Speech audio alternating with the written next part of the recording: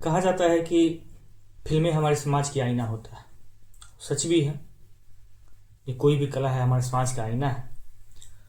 तो पहले ये आईना का डेफिनेशन समझना पड़ेगा कि आईना का मतलब क्या होता है। कि कोई भी चीज को हूबहू आपको दिखाए। आप खुद को नहीं देख सकते, लेकिन आईना में खुद को देखेंगे तो उस हिसाब से अपने आप में चेंजेस या बदलाव करेंगे, या कुछ कमियां रहेगी तो उसको आप खत्म करेंगे।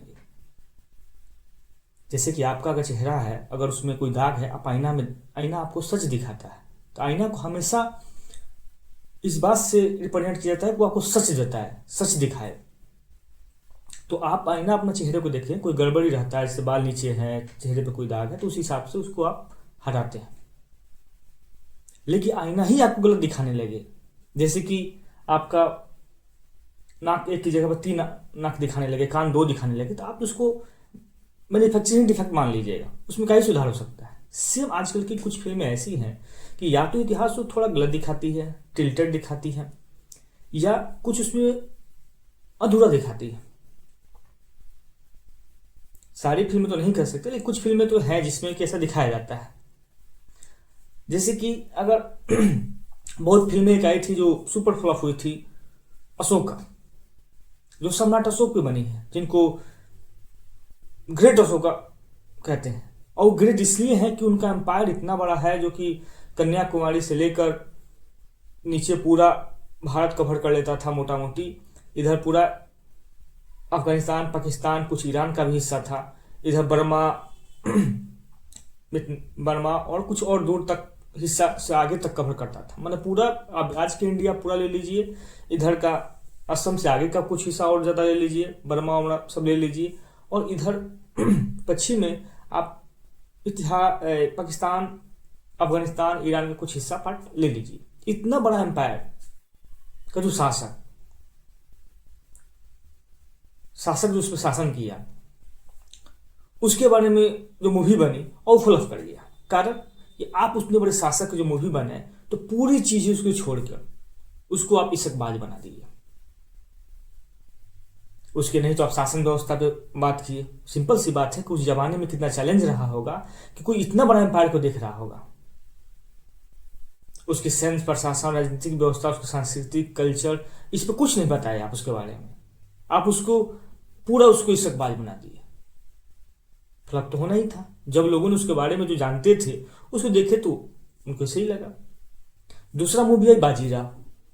अब बाजीराव मस्तानी जो आप मूवी देखोगे आप, तो पहले बाजीराव के बारे में बता दें। बाजीराव बार प्रथम जो थे वो 40 साल तक जीवित रहे। मतलब 1700 में उनका जन्म हुआ, 1740 में उनका डेथ हो गया है। 20 साल में पिताजी की मृत्यु के बाद वो पेशवा बने हैं, और 20 साल से लेकर अगले 20 साल, मतलब कि 1740 में 17 से 20 से 1740 में वो 40-41 युद्ध लड़े। जो अपनी आदमी अपने जीवन में 40-41 युद्ध लड़ा हो और जीवन में कभी नहीं हारा। मतलब अगर मोटा मोटी लगा के देखोगे तो अगर 20 साल तक वो पेशवा रहे नहीं, तो असली युद्ध जो लड़े हैं 40-42 शुरू 40 साल से 20 साल से अपनी एज के 20 साल से लेकर अपने एज के 40 साल तक लड़े हैं। 40 में तो मर ही गए हैं, डेट ही हुआ है। जो आदमी के एवरेज निकालो वो हर साल 2 लड़ाइयां लड़ रहा हो, इतने बड़े इतने बड़े योद्धा को आपने इशकबाज बना दिया। आज के जमाने में कोई भी लड़का कुछ बाजीराव मस्तानी की मूवी को देखेगा तो उससे क्या परसेप्शन बनेगा? यही बनेगा जैसे मूवी में दिखाया गया कि हाँ अच्छे योद्धा थे, लेकिन वो प्रेम विवाह उनका एक्सेप्टेंस नहीं हुआ, घरेलू कलह हो गया, जिसके चलते एक अच्छा योद्धा खराब हो गया, तो एक और अच्छा कर सकता था। मतलब कि इतने बड़े योद्धा को आपने इशकबाज बना दिया।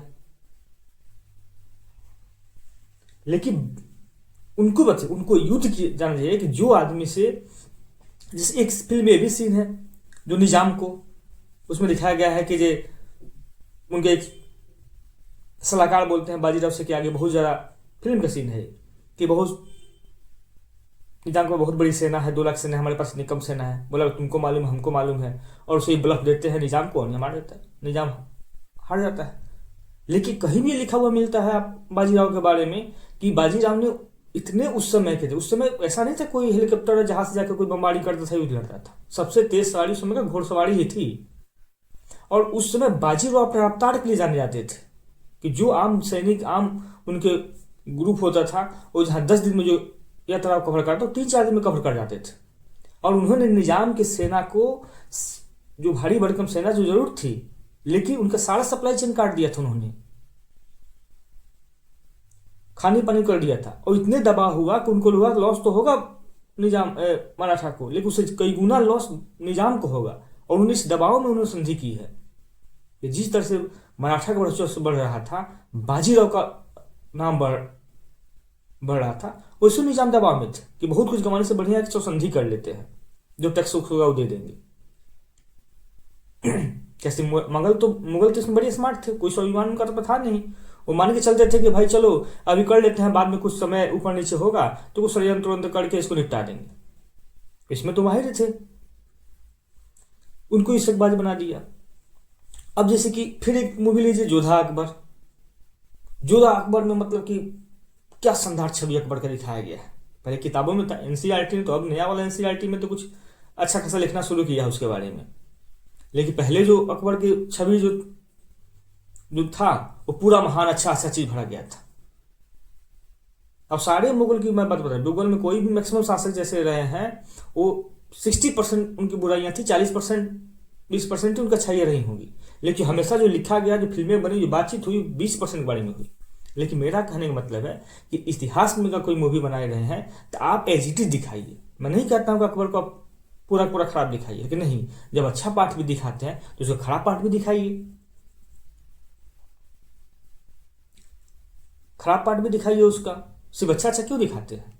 तब तो आदमी उसको देखेगा तो अपना परसेप्शन बनाएगा, उसमें से अच्छी या बुरी चीज लिखा जाएगा। इतिहास का मतलब ही क्या होता है कि अतीत की एक बेहतर समझ आपके जितनी बेहतर रहेगी तो आप वर्तमान को और उसके साथ साथ भविष्य को एक अच्छे तरीके से समझ सकते हैं। वर्तमान की गलतियों सीखेंगे, वर्तमान के अच्छे से प्रेरणा लेंगे, वर्तमान की बाकी जो अच्छी चीजें होंगी उस पर काम करेंगे, और अतीत की जो भी गलती अच्छी चीज हो उसे सीख लेती हुई आप वर्तमान और भविष्य का अपनी योजना मत से काम करेंगे। लेकिन आपको यही गलत सलत बताया गया, और इन हमारे हिस्ट्री के साथ सबसे ज्यादा थोड़ा मदद हुआ है। इतना ज्यादा इनको इधर उधर कर दिया गया कि आधे लोग देखिए सिनेमा तो उसमें सबसे बड़ा कारण है। मैं आपको 2 एग्जाम्पल दिया। अब देखिए अशोका पे एक और फिल्म बन रही है, पहले शाहरुख खान जी बनाए, उनकी शकबाज बना दिए, और अभी 25 में रिलीज नहीं हुई है, जो आमिर खान जी मूवी बना रहे हैं। हमको पूरा मालूम है कि उनको पूरा हिंसावाद बना देंगे, वो कि थोड़ा बहुत युद्ध किए, रक्तपात देखिए, ना ना ना ना ना कुछ नहीं करेंगे, अब कुछ लड़ाई झगड़ा नहीं करेंगे, अब एकदम अब साधु हो गए, उसको साधु बना देंगे, पूरा एकदम बौद्ध बना देंगे उनको।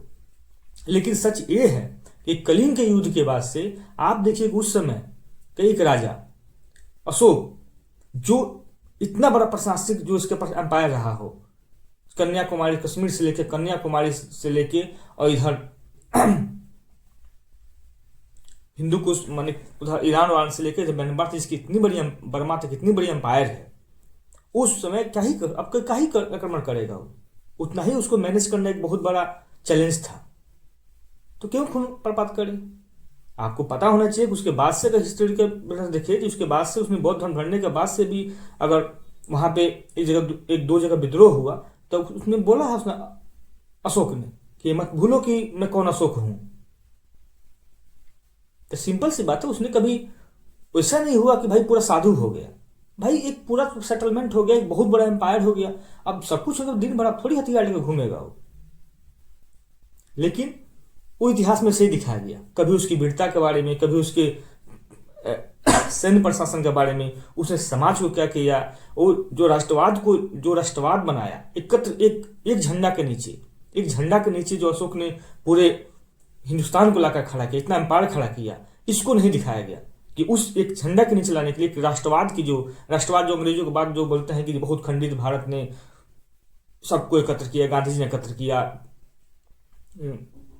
और सरदार पटेल ने सबको एक झंडे के नीचे लाया। और उससे पहले तो अशोक ने कब का लाया हुआ था, चाहे तलवार के बल, उसमें तो तलवार ही चलता था, चाहे तलवार के बल पे हो, प्रेम के बल पे हो, धर्म के बल पे हो, उस सारी चीजों के लिए कितना बड़ा एम्पायर खड़ा किया और एक झंडा के नीचे लाया, एक झंडा और एक किंगडम के नीचे लाया। तो सबसे बड़ा राष्ट्रवाद तो वही था, नहीं सबसे बड़ा कहा जाए राष्ट्रपिता तो अशोक ही था पहला, तब अशोक क्यों नहीं बोलते हो? लेकिन सिंपल से अब वो दिखा देंगे। अभी फिल्म आई थी द ताज स्टोरी, सबका अपना अपना परसेप्शन है, फिल्म अपना फैक्ट दी है, उसको और देखने, इतना फैक्ट देखने के बाद से कोई क्वेश्चन और आता है। लेकिन सिंपल सी बात है कि जब आपके इतने दुनियादारी साइंस बना रहा है तो उसको आप कार्बन डेटिंग करा लो। मैं गूगल पे भी डाला था, गूगल पे में डाल के देखा कि भाई इसकी कार्बन डेटिंग हुई है कि नहीं। तो अब कार्बन डेटिंग हुआ क्या थी, तो उन्होंने जो ताजमहल का जो यमुना के साइड जो लकड़ी था उसका कार्बन डेटिंग किसी ने, अमेरिकन कोई था, वो लेके गया था, उसका कार्बन डेटिंग कराया था। तो 1300 समथिंग का वो एज दिखा रहा था कि उस समय का वो कार्बन डेटिंग के हिसाब से है। जैसे कार्बन डेटिंग के हिसाब से हम किसी भी चीज़ का पता लगा सकते हैं कि कितना साल पुराना है। कार्बन डेटिंग पे फिर किसी दिन बातचीत करेंगे डिटेल्स में, एक अलग टॉपिक ही है साइंस का। रेडियो एक्टिविटी एलिमेंट कैसे कार्बन 14 और कार्बन 12 पे होता है, दोनों का अनुपात निकाल के फिर उसका सही एज का आकलन करते हैं, उस पर फिर एक दिन बात कर लेंगे। तो कार्बन डेटिंग किया गया तो 1359 दिखा रहा है, उस लकड़ी का एज दिखा रहा है। उसके बाद से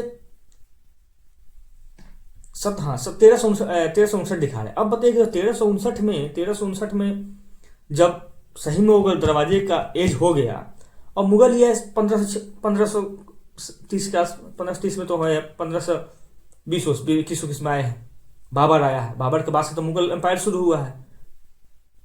फिर इसमें कंट्रोवर्सी आती है कि नहीं नहीं ऐसा नहीं माना जाता है कार्बन डेटिंग के लिए कि जिस टेम्परेचर पर आप मटेरियल रखते हो उसी टेम्परेचर पर आपको टेस्ट करना होता है तो आपको सही आकलन निकलता है, ऐसा नहीं निकलता है।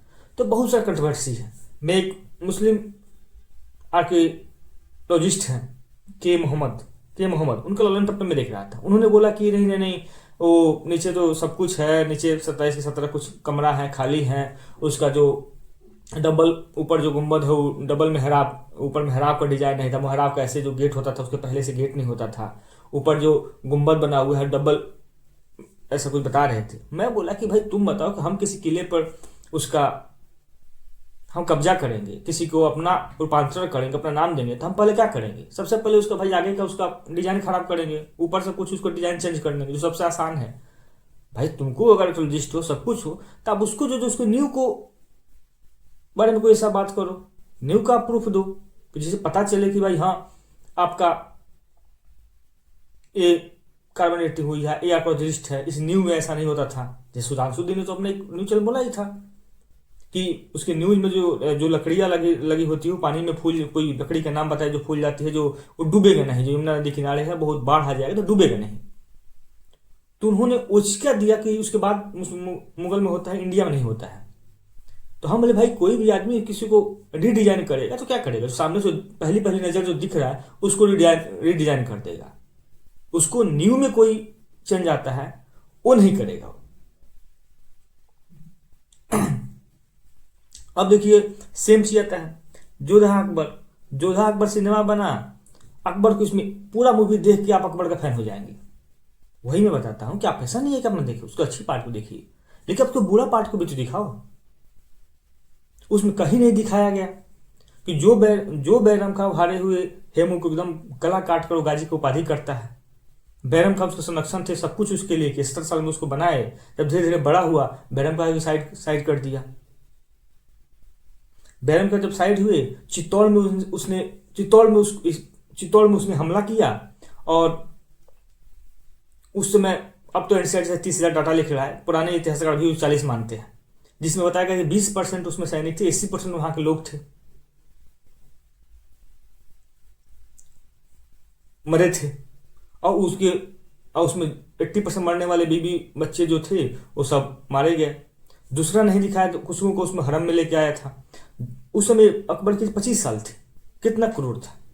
उसको ये नहीं दिखाया जाता है कि जब आगरा से वो संचालन कर रहा था तो एक एक दिन में कम से कम मैं नाम भूल रहा हूँ कहाँ पे, उसको 30,000 किलो हाथी के पलाट के जनेऊ जा रहे थे, जो धर्मांतरण किया।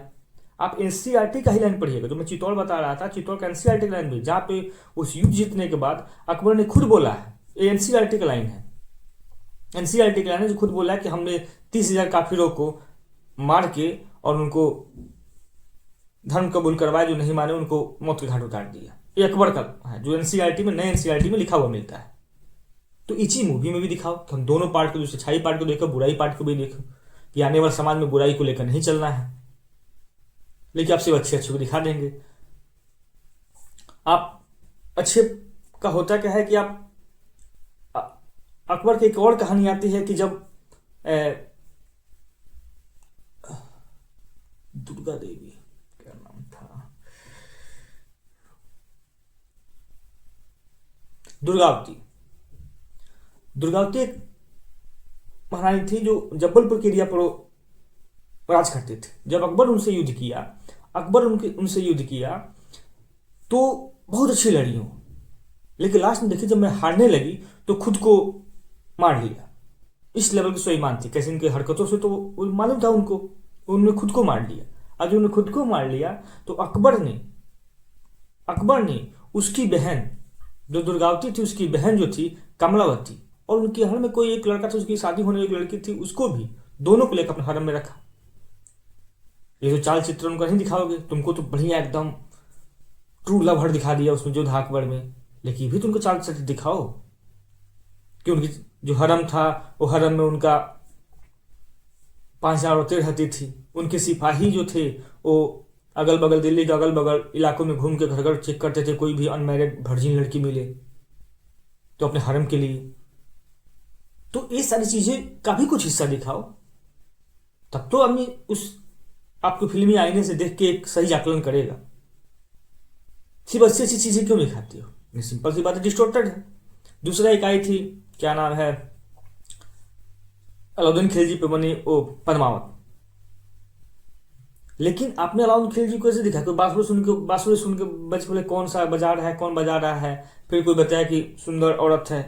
भाई वो लोग भ्रष्ट आदमी थे, उसमें कहीं नहीं दिखाया। मैं हिस्ट्री के लिए बता रहा हूं उसमें कि जब अलाउद्दीन खिलजी ने गुजरात पर हमला किया, और गुजरात पे हमला करने के बाद कर्ण बेगाला थे वहां के शासक, उनकी कर्ण बेगाला की पत्नी थी कमला देवी, उनको गया, सब लूटपाट किया, सब उठा के लेके आए, कमला देवी से शादी हो गया, और कमला देवी देखी बहुत सुंदर थी, उनके सैनिक सब उसको उठा लेके चले गए, उसको शायद कमला देवी से अलाउद्दीन खिलजी ने शादी कर लिया।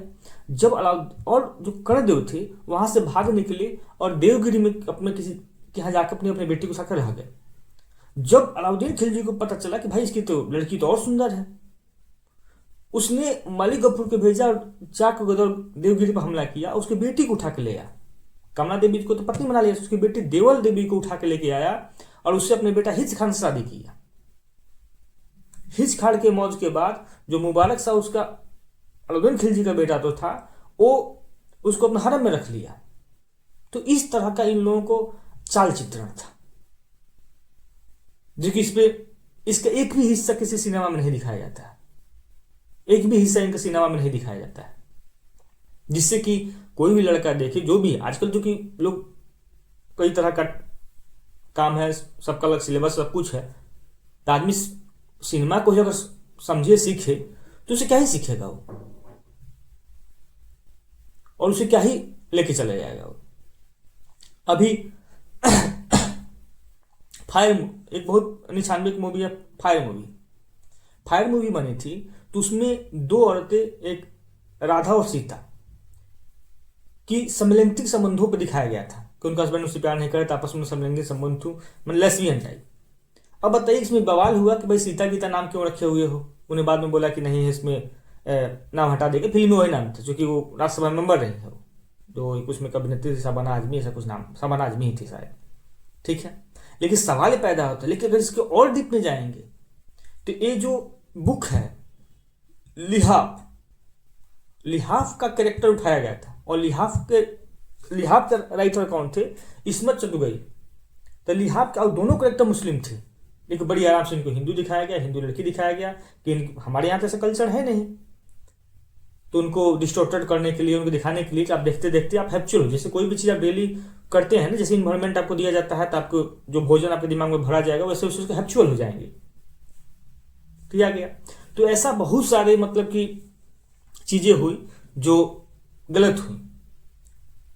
तो यही सब चीज़ है कि आपको जब भी कभी इतिहास देखें तो उसको पूरा सच न माने, और